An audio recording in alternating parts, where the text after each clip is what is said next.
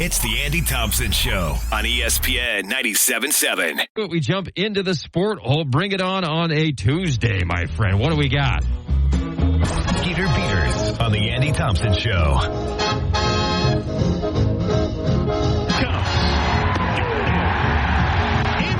The strikeout. He's fired up.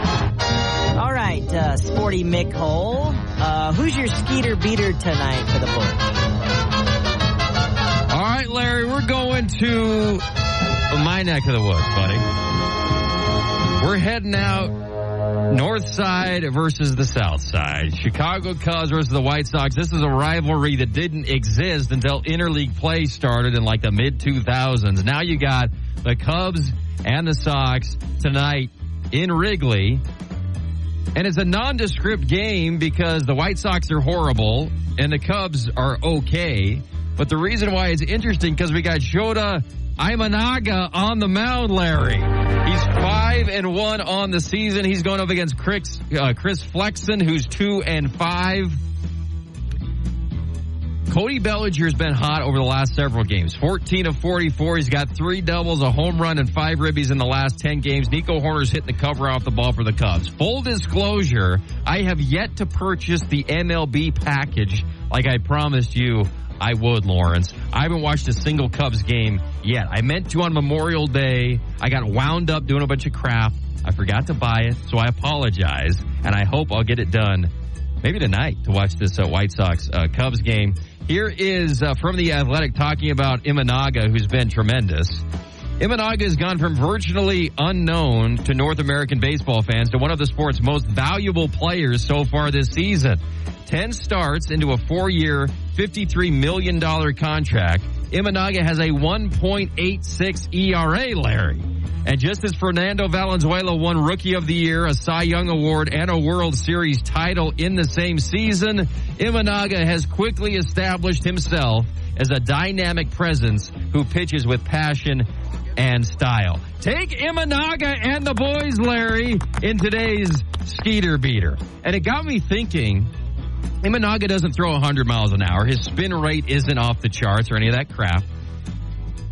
And so he kind of came into the league unheralded, and now he's blowing people away. And it got me thinking about a guy back in the day, Greg Maddux, who could just paint corners and had 3 pitches and just spotted the ball to death and just had you on your front foot every bat. Would he be kind of overlooked in today's game because now every pitcher's got to be Paul Skeens. They got to be thrown at 102 miles an hour in the 7th inning to get these people to respect them in this new game where you got to strike people out. You got to have 10 strikeouts a game, and if you're a batter, you got to hit a home run or walk. So Imanaga, my guy, take the Cubs. They're minus 290 tonight in Wrigley. And by the way, parlay that with Imanaga getting over 17.5 outs. So he's got to pitch 6 complete tonight against the hapless White Sox in Wrigley. Take the over. 17.5. Imanaga getting it done. That's your Skeeter Beater. Thank you, Lawrence. Let's go to Katie Rosen for our first hour look at the National News Desk. Katie! Thanks, guys. This show reminds me of the College World Series. I wish I had an aluminum bat so I could beat myself unconscious so I wouldn't have to listen to your nonsense drivel anymore. From the Sport Hole National News Center on Bluff Street, I'm Katie Rosen. San Diego Padres Tucupita Marcano has officially been banned for life for betting on baseball. He'll spend the next 40 years signing merchandise in Las Vegas. LeBron James is proud of Kyrie Irving, but misses their former partnership. Shut up, LeBron. 49ers have rewarded running back Christian McCaffrey with a 2-year contract extension. But can your wife pay for it? Asked John Lynch. Today's Sport Hole National News is brought to you by Lawrence's mom. From the Sport Hole National News Center on Bluff Street, I'm Katie Rosen, ESPN 97.7.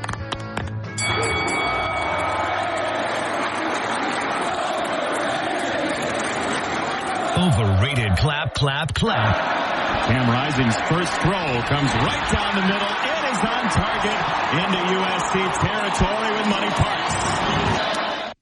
All right, Sport Hole, what did you think of David Hale's quarterback tier article on ESPN today? What is with Sambo again, Larry? He is out of it again today, right? Are you noticing that in his voice inflection? Yes. Is he doing drugs or something? Can you look into that? Yes. Judas Priest. He's an intern. He's supposed to be on his best behavior while he's here, right? Yes. He's supposed to be following your example, right? Yes. All right. I like David Hale's quarterback article. He breaks down quarterback rooms around the country into different tiers, and we're going to try to get him on the show tomorrow to discuss it. Utah's quarterback room, tier 2 in the whole country. What? He's got Texas in tier 1. He's got Oregon in tier 1, Alabama, and some of these big-time programs. Utah is tier 2 with Cam Rising listed on his article, and then Heward, the new transfer from Washington, who was previously at Cal Poly. Here's what Hale says about Utah and their quarterback room and why they're tier 2. It's pretty easy to quantify just how much Rising means to Utah statistically. Over the past 3 years with Rising at QB, the Utes averaged 6.6 yards per play, 7.6 yards per dropback, posted an 83.9 raw QBR, and scored 39.1 points per game in his starts. With anyone else at QB, 5.3 yards per play, 5.7 yards per dropback, a 51.3 QBR, and they averaged 24.2 points per game. How many other QBs in the country are worth 15 points per game to their teams?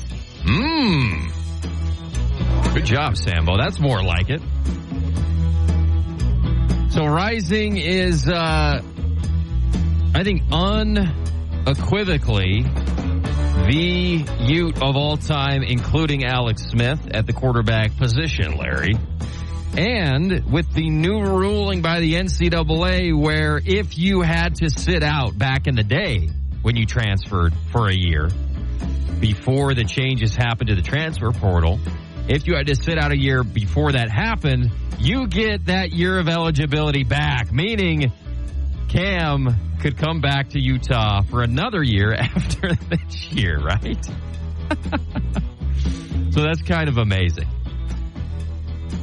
Let's go to tier 11B. That's where you'll find Utah State.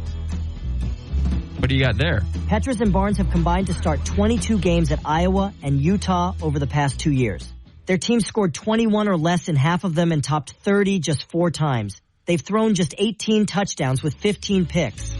So we know about the pig farmer. So Utah State went and got themselves a pig farmer.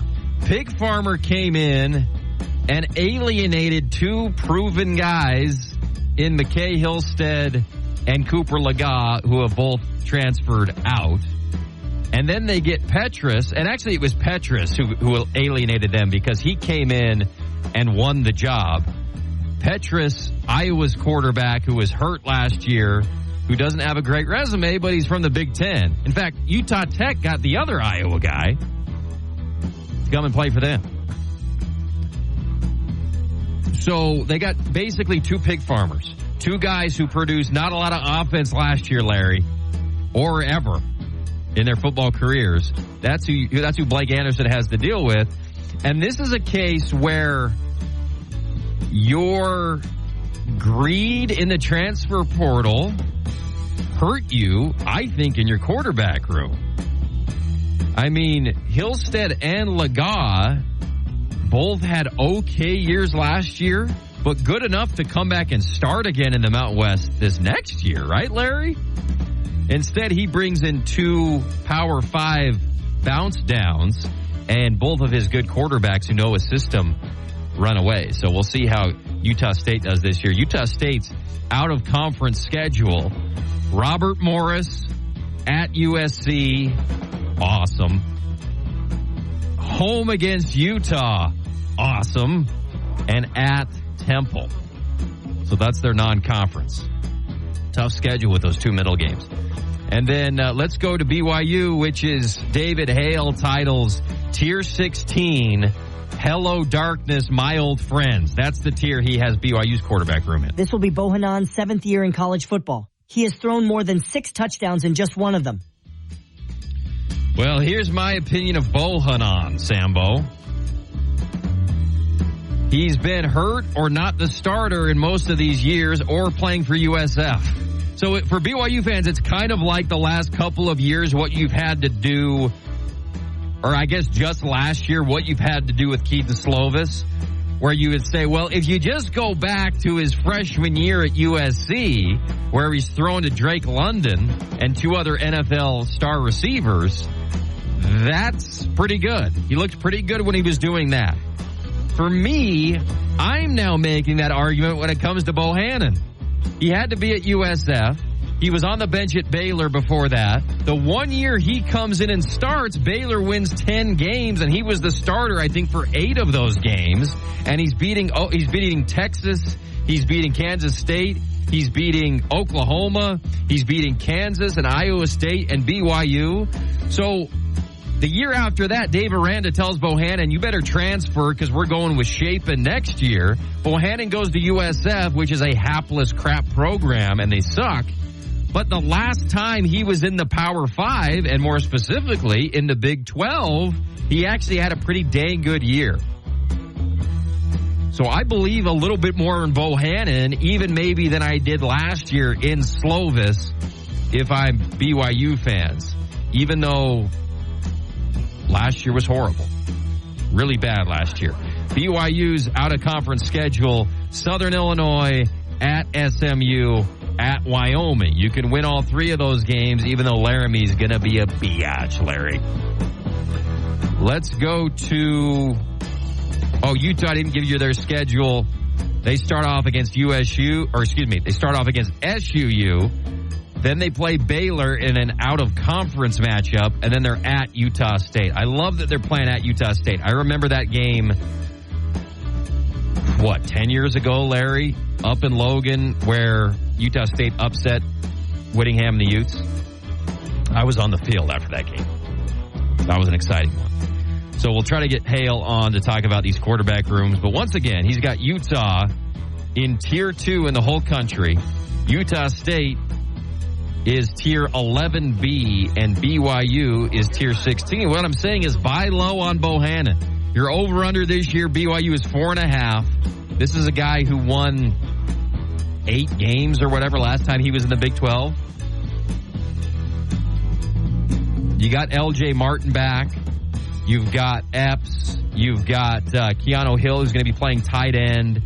You've got Roberts back. You got Marion, whatever his name is. The receivers are never outstanding, it doesn't seem like, at BYU. Even when you had an outstanding talent, there hasn't been a 1,000-yard receiver at BYU in a long time. But I think you can go over 4.5. It's going to be tight. I'm just saying I believe a little bit more in Bohanon than a lot of people. All right. Thank you, Larry. The Sport Hole. Sports. 2-minute drill. 1-0 delivery. Hammered down the line in right field, and it is fair and slides into third for an RBI triple. Presented by Ideal Home and Auto Paint. All right. Appreciate Ideal Home and Auto Paint for all of your home improvement projects this summer. Ideal has that. Check out their home store at 4096 South River Road. And don't forget their Auto Paint store on Tabernacle Street, Lawrence. They've been your locally owned and operated paint store here in southern Utah since 1975. All right, what do you got, Sambo? Sporty, a legend has retired in Region 9 baseball. Your thoughts? Yeah, well, I talked about it yesterday. I talked about it at the top of the show today. Coach Ibsen. Did you count the region championships, Larry? We know the state championships. Did you count the region? No. It's got to be half a dozen or more region championships. Back-to-back state championships. And the thing that I highlighted at the top of the show was 2018, where it is a 2-2 count, Larry. 2-2. He's got a kid on third that he sacrificed over. It's a 0-0 game in the bottom of the 7th inning against Desert Hills. And his best hitter's up, who he knows he can trust, Kaylor Yates. And Yates puts down a sacrifice bunt. What I didn't realize, and I had forgotten, there were 2 strikes. So if Yates bunts through the pitch and strikes out, and then the catcher tags out the runner from third, that's a double play and the inning's over. And this is the state championship game. So one of the gutsiest calls ever. I love it. He trusted his guys, and he knew that he could trust his guys because they came up through his program. We're doing the little things, the details, discipline. That all is Dixie baseball. And so I remember at the time, like, man, how are you going to do that in that situation? That takes a lot of guts to make that call. But that's just what Dixie baseball is. Everybody in that lineup, 1 through 9, in the field, they're going to field the ball the right way. They're going to make the routine play. Their technique's going to be right. They're going to do the little things correctly and play the game the right way. And that's why Coach Ibsen and the Dixie Flyer program under his tenure was so good every single year. So it's a day of congratulations for Coach Ibsen. And congratulations to Chandler Nyberg, who's going to be the new coach. We're going to try to get both of them on the show this week. But hard to replace a Coach Ibsen. And that, like I said before, that play kind of, to me, personifies Coach Ibsen as a coach. That one moment where he knew he could trust his guys to execute one of the hardest plays to execute in baseball. He knew they could do it, and he believed in them, and they paid it off for him. And so many other moments, we could point to throughout his career. So, thank you, Lawrence. I think we can relate this back to education and how we are continuing to try to strive to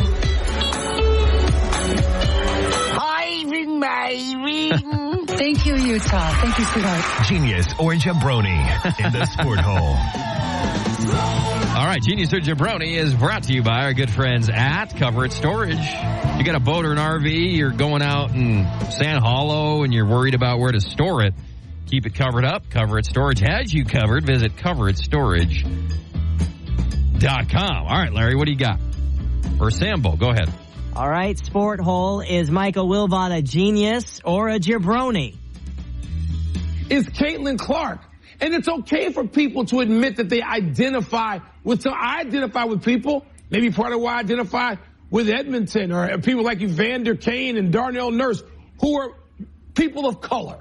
And so it's okay to identify that. You're not going to find that white American star in men's basketball. Caitlin Clark is Jabroni. That. And she brings people into the tent because she's great and she's unique. In this case, she's white in a sport of black people. That's part of the deal. He's a jabroni, Larry. How many times have we been over this? It's a big mystery to people why Caitlin Clark is so popular. And the people saying because she's white are insane, and it's insulting. Caitlin Clark is unique because she makes three-point shots from 25 feet at 40%. That's it. It is down to the analytics. That's how you can explain it. Nobody else has ever shot the ball from as far as she has at the percentage she has. It's like Steph Curry in March Madness, his coming out party back in 2008 or whenever it was. His first game was against Gonzaga. He shot 10 threes. This is back in 2008. No individual kid ever shot 10 threes in one game. He shot 10 threes, and he made 8 of them. And the whole country said, we're watching every second of this kid for the rest of the tournament. And we did. And he went on to shoot and make 5-6 threes a game all the way to the Elite Eight when he lost to Kansas. And it's not like the country was like, well, he's black, so let's not get too excited about this. And that is the mirror image of that is what Wilbon's arguing. And it's insulting to Caitlin Clark. And it's taking away the legitimacy. That dumb argument is taking away the legitimacy of the fan excitement that she's generated, not because she's white, because she does things nobody's ever seen before in women's basketball. Don't take that away from her because you have some dumb, lazy, and shallow racial argument.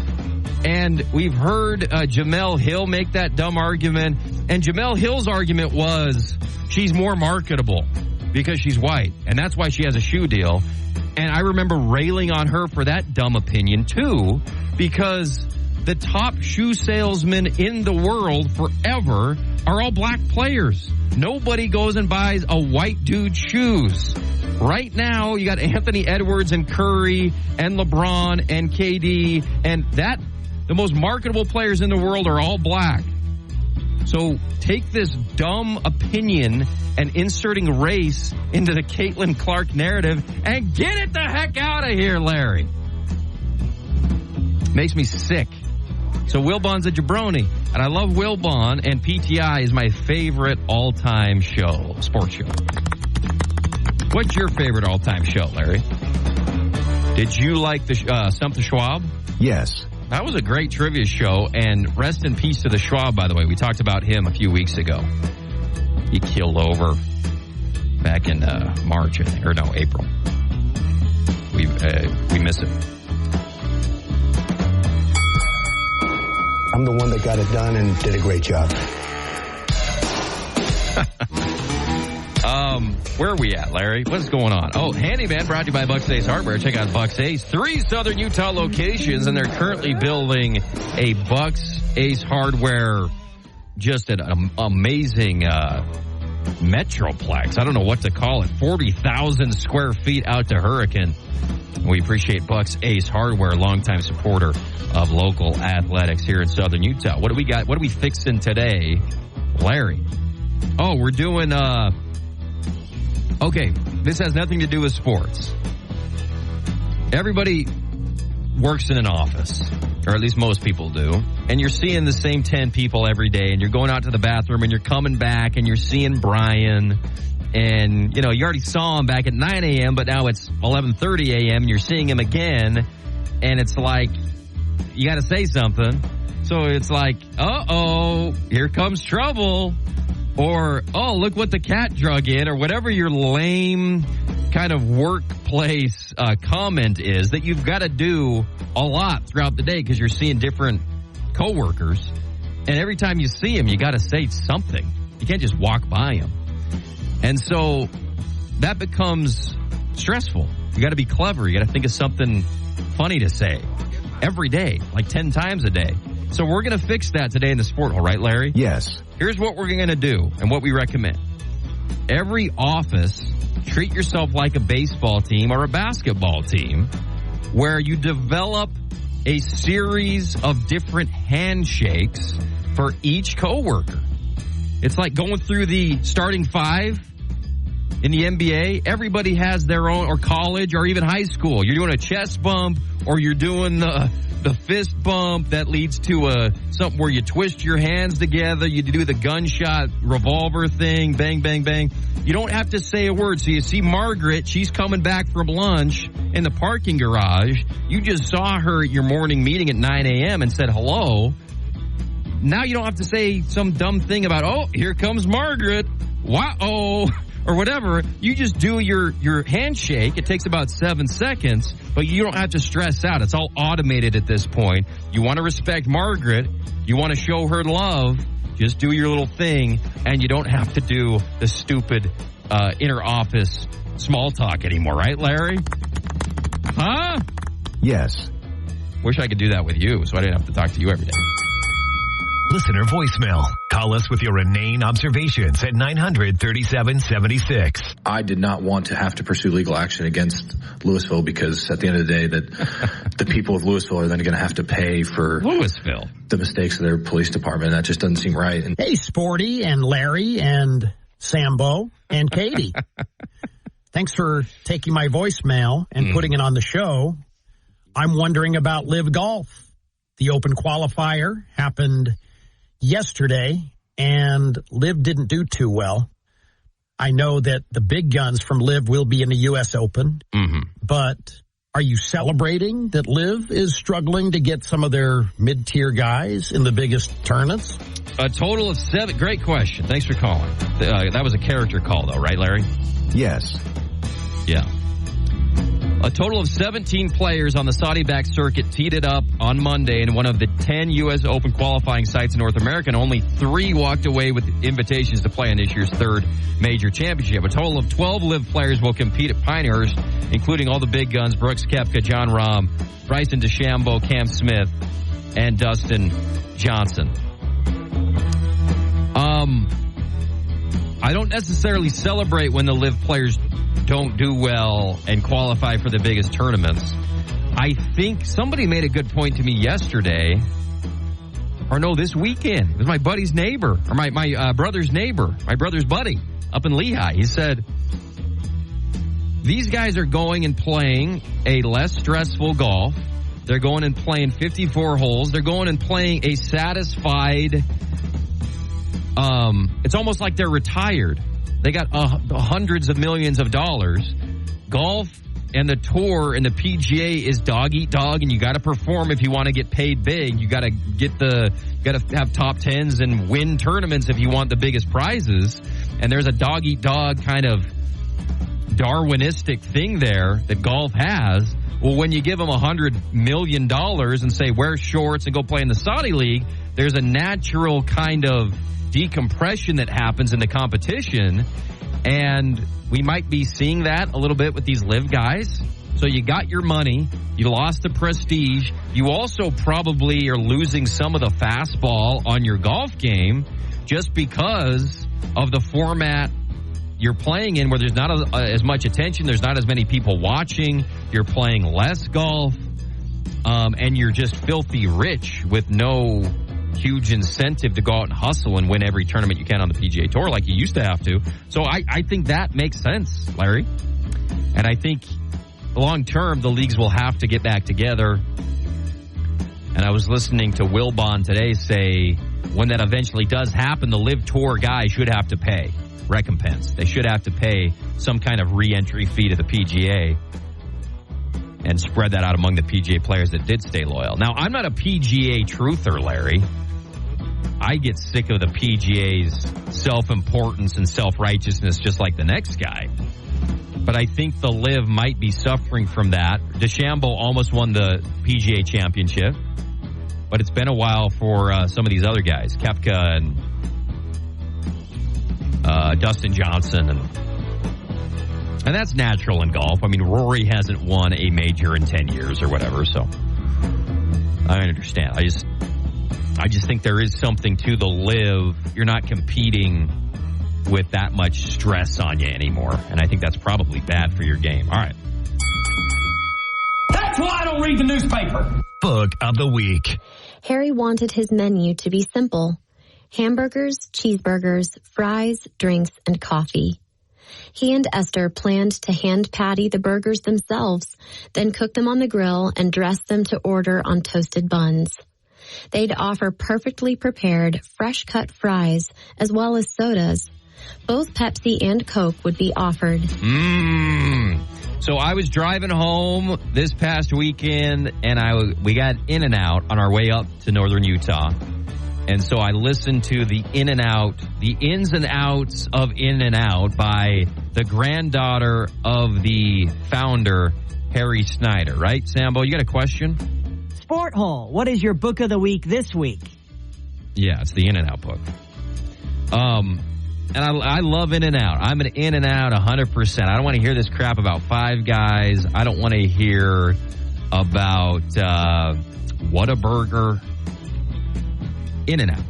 I'll wait at Best Buy. If the line is the Best Buy, I'll wait. If the line is to Rumby, I'll wait.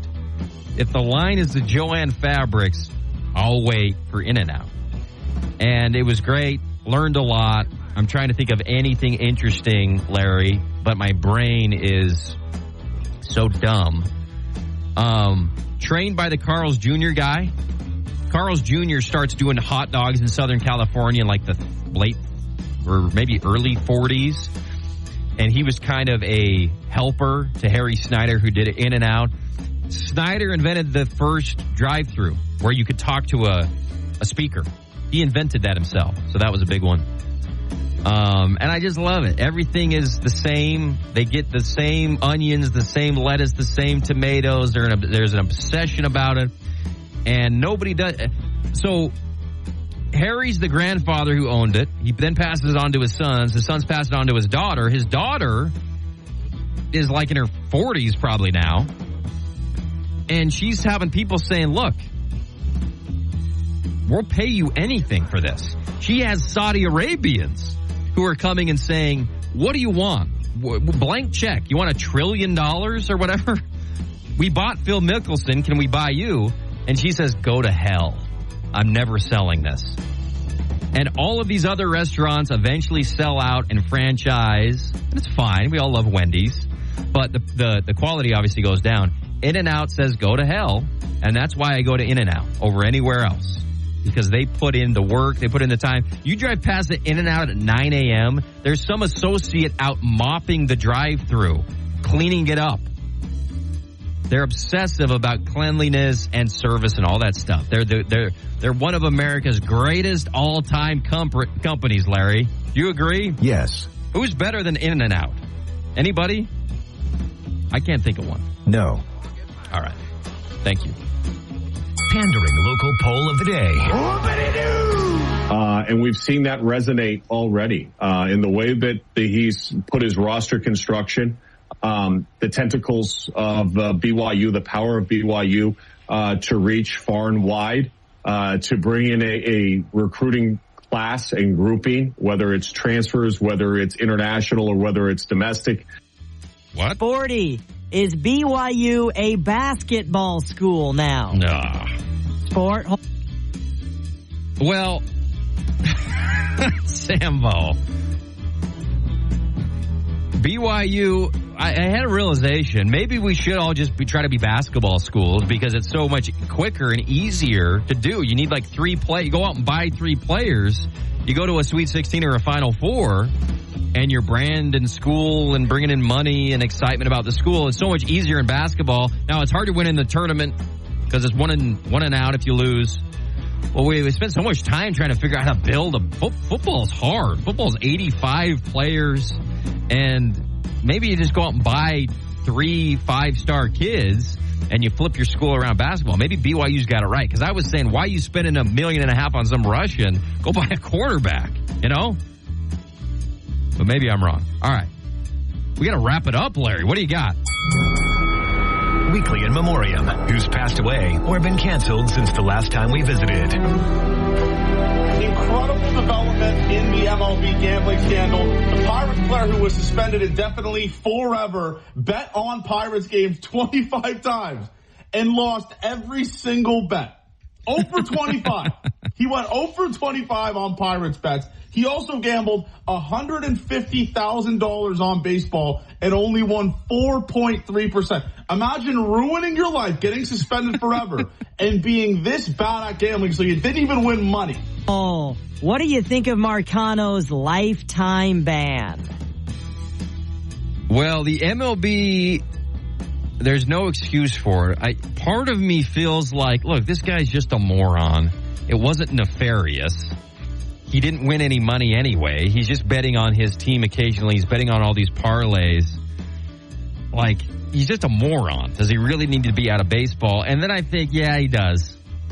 I mean, Rose was worse because he was a manager when he was doing it and had power over the lineup and the pitching rotation and the bullpen. So that's worse. But you got to get out. You can't play anymore because this is the one rule in baseball. They read it to you out loud in spring training. They put it in the clubhouse. And I don't think you can be ignorant of it, I guess is my point. So this is just brazen and stupid. And so he's gone for life, Larry. Can't bet on baseball. This is the number one rule in sports. Right? Yes. Powerful. All right, quick break. Back with more right after this.